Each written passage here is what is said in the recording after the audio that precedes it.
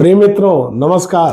आपका साथी संदीप के Bhatt, cast accountant and company secretary in practice from last 30 years with 7 offices in India and 3 overseas offices। और अब हम लोग थोड़ी सी चर्चा करेंगे प्रोजेक्ट कॉन्सेप्चुअलाइजेशन पे कि किसी भी कोई भी आपके पास क्लाइंट आता है और अगर ही सेज कि भाई हमको कहीं इन्वेस्ट करना है, किसी प्रोजेक्ट की हमको प्लानिंग करनी है, तो हम कौन सा प्रोजेक्ट करें, कौन सी इंडस्ट्री में जाएं, कौन सी इन्वेस्टमेंट किस प्लेस पे करें, कहाँ पर करें। तो ये एक बड़ी गंभीर एक एनालिसिस होती है।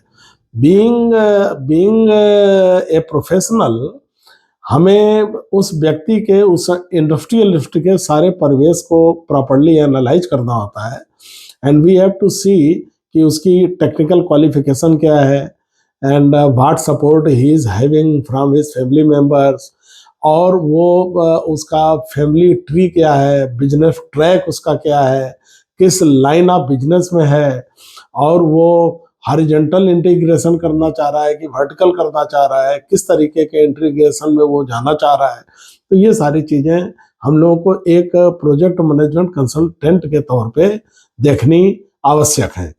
So when we conceptualize anything then we plan several factors and in project management issue there are 3-4 very very important factors. एक तो मैंने आपको बता दिया, और दूसरा है कि उस आदमी के अपने फाइनेंसेस क्या अवेलेबल हैं, रिजर्व फाइनेंसेस क्या हैं। As a consultant we have to see कि उसका रिजर्व फाइनेंस डिस्टर्ब ना हो। जो उन्होंने अपनी फैमिली के लिए, अपने बच्चों के लिए रखा है, वो किसी कीमत पे डिस्टर्बेंस उसमें नहीं होनी चाहिए। तो उसके पास स्पेयर फंड्स कितने हैं और उन स्पेयर फंड्स के साथ वो कौन सा काम कर सकता है।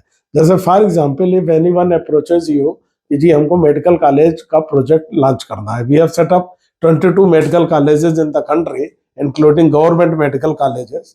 तो my several friends know this on turnkey basis. तो हम लोग का बहुत सारा कंट्रीब्यूशन है। We have set up 122 industries in country till date. तो खैर, तो अब अगर वो आपसे ये बोलता है कि जी मेरे पास 20 करोड़ हैं और 20 एकड़ की हमारे पास लैंड है, ये मैं एग्जाम्पल एक ले रहा हूँ समझने के लिए, तो मेरे को इसमें इन्वेस्टमेंट करना है और आप बताइए आप कैसे इसको मैनेज करेंगे, क्या करेंगे। तो project planning consist of all building planning, equipment planning, staff planning, document flow and then technical planning, every planning. अब ये हो सकता है कि we are expert in finance, taxation and project matters, लेकिन वो जिस इंडस्ट्री की बात कर रहा है उस इंडस्ट्री का टेक्निकल एक्सपर्टीज आपके अपने पास ना हो। तो we are having a complete technical team of different industries. अब इक्विपमेंट सिलेक्शन, अब वही कलर डॉपलर, अगर हॉस्पिटल की बात करें तो 80 लाख का भी आता है, 8 लाख का भी आता है। तो अब आप 80 लाख का अगर कलर डॉपलर लगाते हैं तो बेहतर the doctor would be able to operate, Indian doctor. तो इसी वजह से कई सारे प्रोजेक्ट ओवर बजट में चले जाते हैं।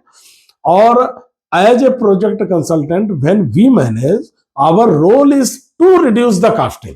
तो अगर हमने कास्टिंग को एक डिफाइंड पैरामीटर में लेके आ गए, particularly in building planning, in equipment planning, in man power planning, तो आपने प्रमोटर का बहुत कुछ सेव कर दिया।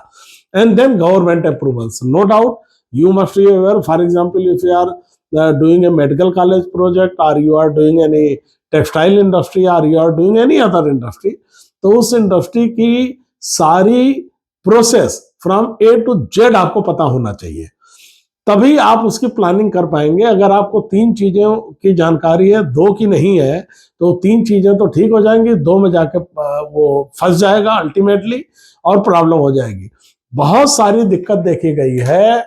जो हम लोगों का एक्सपोजर है वर्किंग कैपिटल असेसमेंट में, और you would be very happy to note कि जितने भी हम लोगों ने प्रोजेक्ट अप्राइजल्स किए हैं बैंक्स के साथ और नेशनल इंटरनेशनल फंडिंग भी 100 करोड़ से लेके 1000 करोड़ तक हम लोगों ने मैनेज किया है, अरेंज किया है अपने क्लाइंट्स के लिए। तो अगर आप उसमें एनालाइज करेंगे तो आप पाएंगे एक तो interest factor plays a major role, उसके बाद डेट इक्विटी मिक्स की एनालिसिस बहुत प्रॉपर, और फिर गवर्नमेंट की सब्सिडी कौन सी है, गवर्नमेंट की स्कीम्स कौन कौन सी चल रही हैं, कौन सा प्रमोशनल मीजर्स है उस पार्टिकुलर इंडस्ट्री में, उसका एक्सपोर्ट पोटेंशियल क्या है, रॉ मटेरियल की अवेलेबिलिटी उस पार्टिकुलर जोन में है कि नहीं। एक इंडस्ट्री थी मेरे को याद है बरेली में, वो रॉ मटेरियल भी दिल्ली से खरीदते थे और सप्लाई भी दिल्ली करते थे।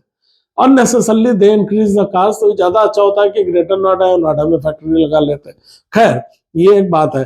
तो आपको प्रोजेक्ट फाइनेंस, प्रोजेक्ट की सब्सिडी, गवर्नमेंट से बेनिफिट, इक्विटी डेट मिक्स, और जो आपके कस्टमर्स हैं जहां आप सेल करेंगे, तो एक वो पूरी एनालिसिस इंडस्ट्री ट्रेंड की होनी चाहिए कि पेमेंट पेबैक पीरियड क्या है, कितने दिन में पेमेंट आएगा, वर्किंग कैपिटल का असेसमेंट बहुत प्रॉपर होना चाहिए।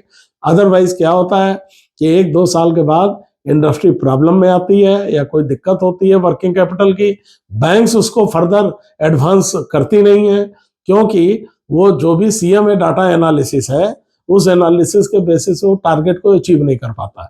हम लोग कई बार ओवर एंथुजियाज्म में या फाइनेंस लेने के लिए बहुत तगड़े प्रोजेक्शंस बना देते हैं, तो हमको उसको अवॉइड करना चाहिए। एक्चुअल वेरिएशन आपके प्रोजेक्शन से 10-15% से ऊपर बिल्कुल भी नहीं होना चाहिए, और हम लोगों के किसी भी केस में आज तक नहीं हुआ है।